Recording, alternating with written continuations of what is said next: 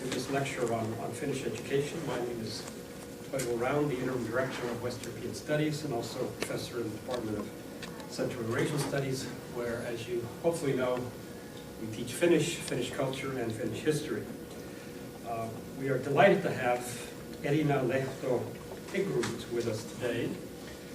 She took a master's degree in economics and business administration at the University of Tampere and has served in a number of capacities, a wide range of capacities, as a Finnish civil servant, most recently as mayor or deputy mayor of 3 cities. She's currently deputy mayor of the city of Vanda. If you've flown around Europe and gone through Finland, you've been to Vanda because the airport in Helsinki is located there. She has also specialized in education as a civil servant. For example, she's been on the board of directors of the Association of Finnish Local and Regional Authorities, and dealing with educational issues. She's on the cooperation group for education directors in the metropolitan area. That is, Vantaa is right next to Helsinki, and that is a major urban concentration in Finland. She has been on the Finnish Higher Education Evaluation Council, for example. She's also been involved in politics. She's been on the party board of the Finnish Social Democratic Party. And to show that she's not a narrow Finnish nationalist, she was awarded a prize by the Swedish Assembly of Finland for promoting bilingualism, and in 1999 she was declared Woman of the Year by the Business and Professional Women in Finland. So I cannot think of a more appropriate person to talk about education in Finland and practice. And if any of you have even read casual things, Thomas Friedman in the New York Times talked about education, there are 2 words that appear: Shanghai and Finland. And Finland is one of the most successful educational systems in the world, and Elina Lehto-Häggroth is going to tell us how it works. Please. Thank you. First of all, I want to thank you all here in the University Administration for giving me a possibility to come here. It's very, very interesting. Not only the United States of America, which is familiar to me. I have been here as an exchange student many times on business and private and have friends and so on. I have a high respect to many things in the United States, but what I learned here when I was here as an exchange student, which is my capital from the United States, it's optimism and it's social skills. Okay, you never learn them finally, but I got very good learnings here in the States. I'm going to do so that I'm talking 45 minutes and then we can discuss. I begin by saying I have a paper which I'm leaving here, which is General Description of Finnish Education System. But I'm doing my lecture by telling you how we do in Vantaa and reflecting it to the general system, so it becomes a bit more concrete that way. I'm also saying a few words about bilingual activities in Finland and also about multicultural, how we deal with multicultural challenges in Finland.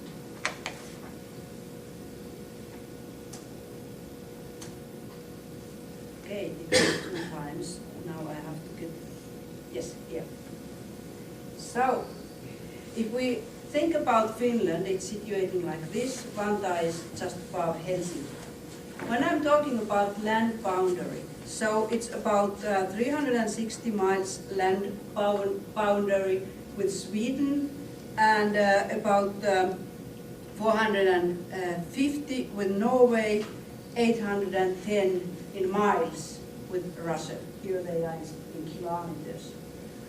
And the area of Finland is about 130 square miles.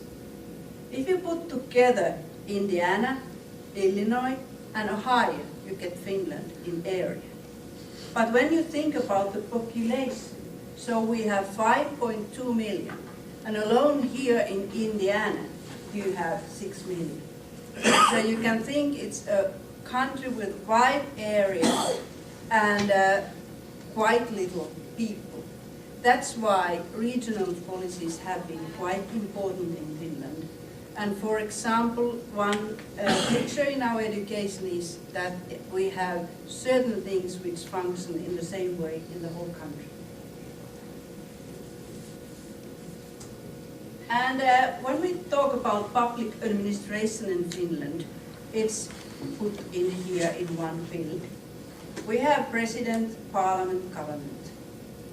We have ministries and central offices. Then we have regional state administrative agencies, regional offices and regional councils. And joint municipal authorities, for example, for hospitals. Here you see it's a wide country. We need also regional government. But the whole point in Finnish government is that we have state level and we have municipal level. And municipalities have much power to do. They practice the welfare policy in practice, also education. At the local government, we have joint municipal authorities, jurisdictional districts, and local authorities, municipalities. About local self-government, I'm talking a few words about this because otherwise it's hard to understand how the educational system is functioning. We have a constitution which means that the residents elect the supreme decision-making body, the municipal council. Every municipality has a council which is elected by vote. And the size of the municipal council is depending on the amount of population.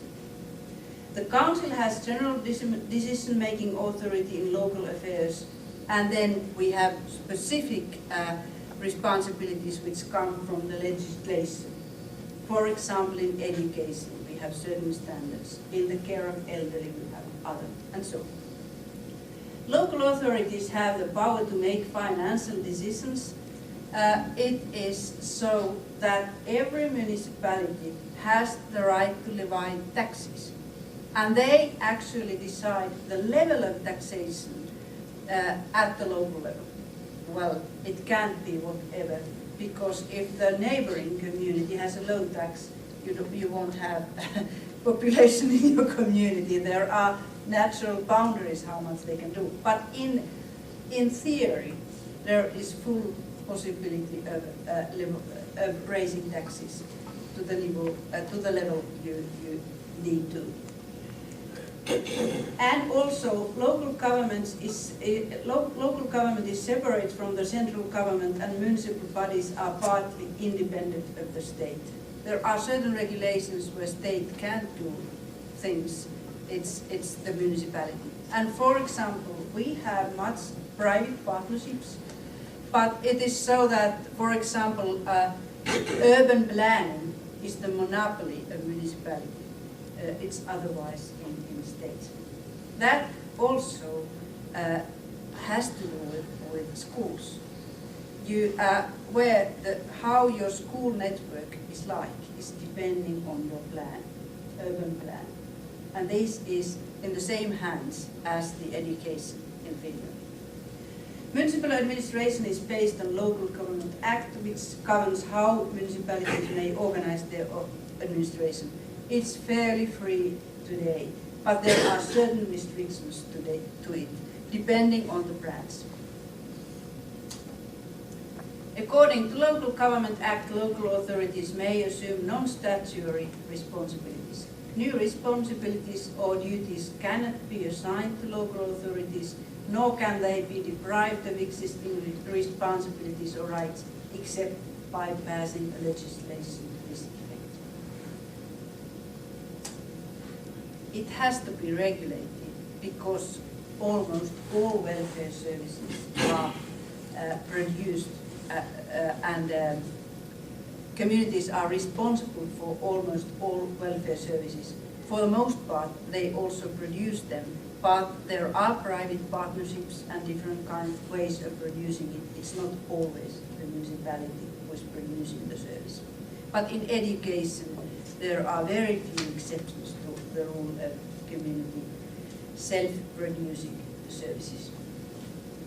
Parliament of Finland, it's 200 people, and these are the parties. At the point, I say very shortly, it's the biggest is National Coalition Party, Right Party, second is Social Democratic Party, third is True Finns, which is, well, how could I say, well, populistic party. Yes, I want to be correct, but I can't exactly be.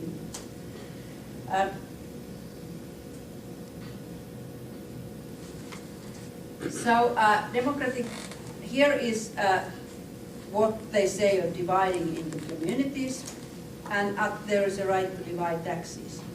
And this isn't making, it's just to put together what I've said. Vantaa, it has about 200 inhabitants. The area is, well, I don't remember what that's in miles, about a little over 60%. And tax rate is 19. This is just about the average in Finland. There are higher and there are lower ones. And then there is a little bit history of, this is our organization. This is a general way of organizing things. I'm not going in detail. I'm just saying that here is the education committee. We have city council, we have city executive board, and then we have committees for education, for healthcare, for leisure, for group and citizen services department, for land use and building environment, and so forth, for different purposes. And these are under city council elects them, the persons to the different commissions. And then, of course, city executive board can take matters from the commissions if they so like. It's quite seldom they do, but they, in theory they can do. And this is the Department of Education. This is what I'm leading. We have in the city little bit over 11,000 people working for us. This is because we produce welfare services. About half of that is in Department of Education, because we have early childhood education and care. We have basic education, we have Swedish language services, we have youth and adult education, library information services, financial services, cultural services, sport services, youth services. And this all is under deputy mayor. In Finland, mayor is a bit different thing than in United States. Mayors are elected by council, not by vote. And they are elected so that also the competence is taken into consideration. We are put in tests and so forth. It's recruiting in a real meaning, but we have political stance. So council comes to conclusion, this is for social democrats, this is for national party, this is for social party, and so forth. That's the way it goes. But of course it's public, and you can't make pure political elections because it's public. You have to have competence, and there is a right to question this if somebody would be elected only by political basis. Nobody in big cities tries to. So this is the way it goes. Could you explain the Swedish language services? Yes, we have 6%. I have a little part about bilingual things, but I say so much that we have 6% of population people whose native language is Swedish. And there is a legislation that we have to have Swedish schools and Swedish services for the people in the cities which are bilingual. bilingual are the cities where the population, where 8% or 3,500 people are Swedish speaking. We are filling the last criteria. We have 5,600 people who are speaking Swedish. And we have a separate department for them because it's important that they can have their own language in early childhood and care and in schools. And that's why it's separate department. The rules and the plans are exactly the same. It's the language which makes the difference. Here we have early childhood. It's organized regionally. I don't go. Basic education is also organized regionally, and Swedish services like this. I say one thing about these organizations which is important for the education. We in Finland generally have the right to choose the school, but it's up to the municipality. In Vantaa we don't. We are talking about near school principle, about the right to have school nearby. And the result has been, we've had several university studies about this. The differences between schools in Vantaa are very little, none at all. Rich and poor, our plan is such that rich and poor live in the same areas, right nearby each other. And they all go to same kindergarten, same school. And this has done that we don't have slum areas, we don't have rich areas. This is a specialty of Vantaa. We certainly do in Helsinki, we certainly do in Espoo. Espoo is the other city. It's the three cities which is the metropolitan area. So, and this is Swedish youth and adult education, upper second. I'm explaining you later what this means. This is just the organization. About language and cultural minorities, as stipulated in the Constitution of Finland, 2 national languages, as I said, but multiculturalism in Vantaa means that if we take the whole population, about 10% of the population is speaking other than Finnish or Swedish as a native language. But when we take the children, when we take the school children and the children in kindergartens, the percentage is 13, and it's growing. It's growing especially in Vantaa. We just got a new prognosis. It's getting up to 20, and not so many years.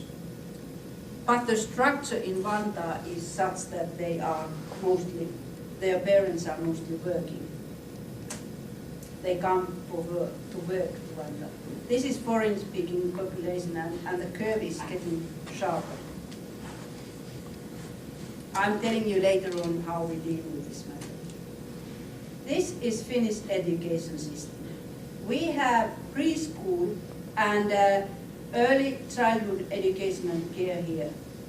I want to mention it because, for example, when we think about the PISA results, the results which are comparing different schools, this quality of early childhood education and care has to do with it.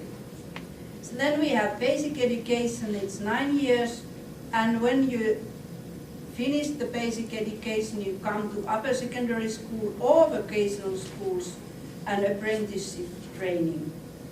From upper secondary school, you can go to universities or polytechnics. From vocational schools, you can go to upper secondary school or to polytechnics.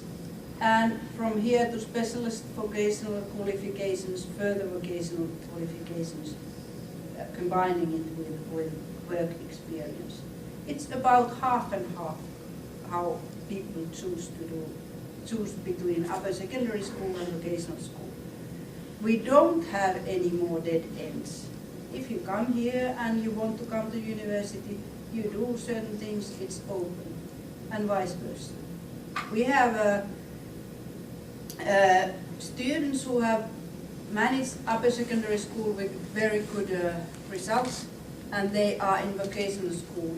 For example, airplane mechanics, they usually have done this first.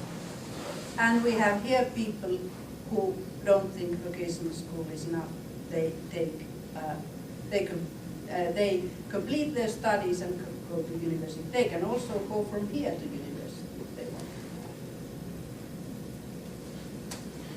This is city budget. I'm just showing this to show. We have the most of the city's personnel, but still healthcare and social welfare is more expensive than education. But we use 426 million for all that what I said every year. It is collected by tax mostly. This is personal, and as you see, it's about half, which is on our side. Personal, we have most personal in early childhood education and care, and then basic education. The others are less. It's almost 6,000.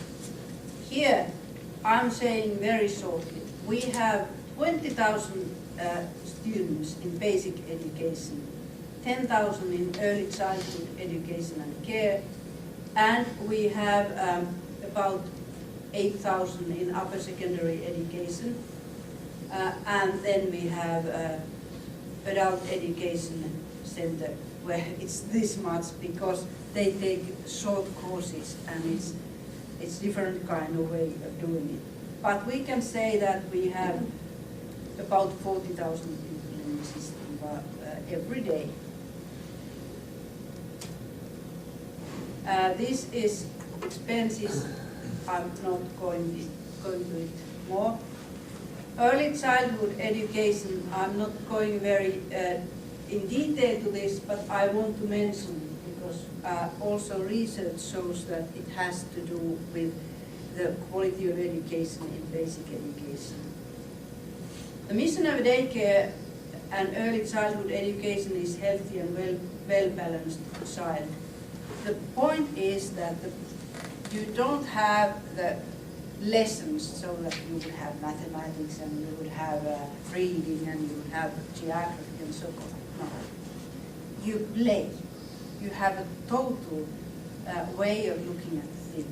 You play, and in the play there is an aspect of geography, an aspect of nature, aspect of. They can go to forest, for example, as they often do, and count the trees and find their way and things like this. But it's not putting them into school. They begin to practice school at the age of 6 in preschool, but before that it's playing. And it's as important. We want to talk about early childhood education and care, because it's important that you're at the level of feelings you are balanced. That's the prerequisite for being able to learn.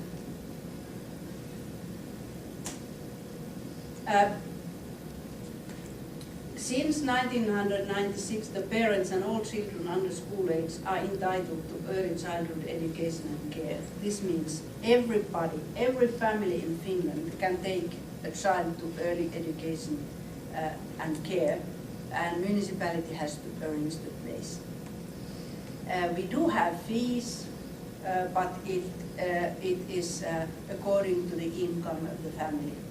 And the highest fee is 250 euros per month. And the child can be there 10 hours. We hope it's not 10 hours, but sometimes it is. And they have food, they have care, they have education.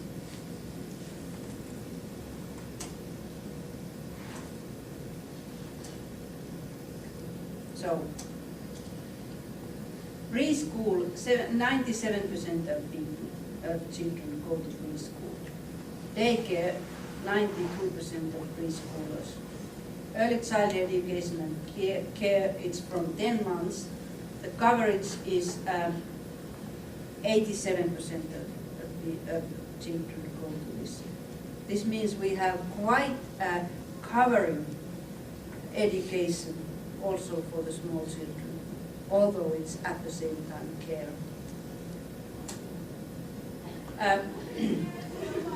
I'm not going more to this. I just want to show you this build. It was very short.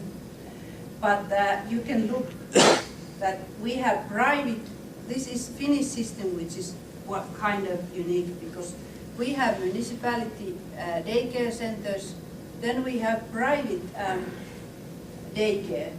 Private daycare ladies who take children and take care of them. It's under the municipal kindergarten. They give support and they control that the quality is right. And then municipality also have home care. And then we have home allowances. We give people who want to take care of their children at home, instead of taking them to daycare, we give them home allowance. State gives some and municipality adds to. So we have support to children in many ways, and you can choose it. We have 3 alternatives. It's not only kindergarten. And for the children who are taking care at home, we have different lighter services, clubs and things like this. And we have the educational aspect in the clubs also in a professional way. Okay, basic education. Education is directed by legislation. Then we have national curriculum, which says which kind of subject you are teaching and how much. The municipality specific curriculum, how you let people choose the schools, how you arrange the thing and so forth. And school-specific curriculum. Schools can make their preferences, they can have a little bit different specializations and things like that within the framework of the legislation, of course. Balanced scorecard and education department, this is our stated strategy. For example, how much we get resources every year. School-specific plan for the school year and education policy program for City of Vaasa. Basic education is right and obligation for every child. The aim of basic education is to support pupils' growth as humans and responsible members of society. It includes daily meal. Everyone gets daily meal. It's not gourmet, but I've been eating it every time I'm visiting school. It's quite okay, and it's thought according to health, so that it's not hamburgers, it's not things like this. It's vegetables. It's balanced.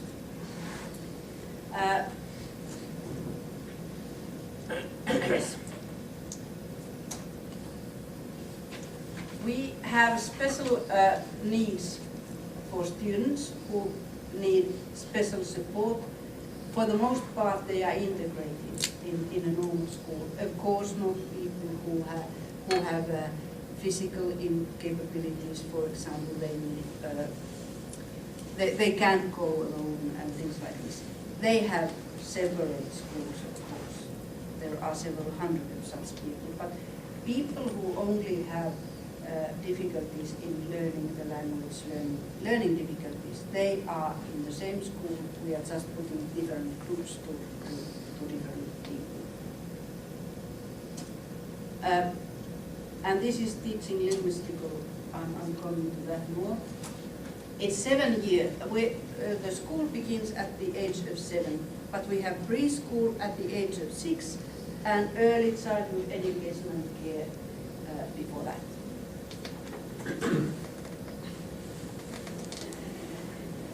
After basic education, as I said, they go to upper secondary school or they go to vocational school.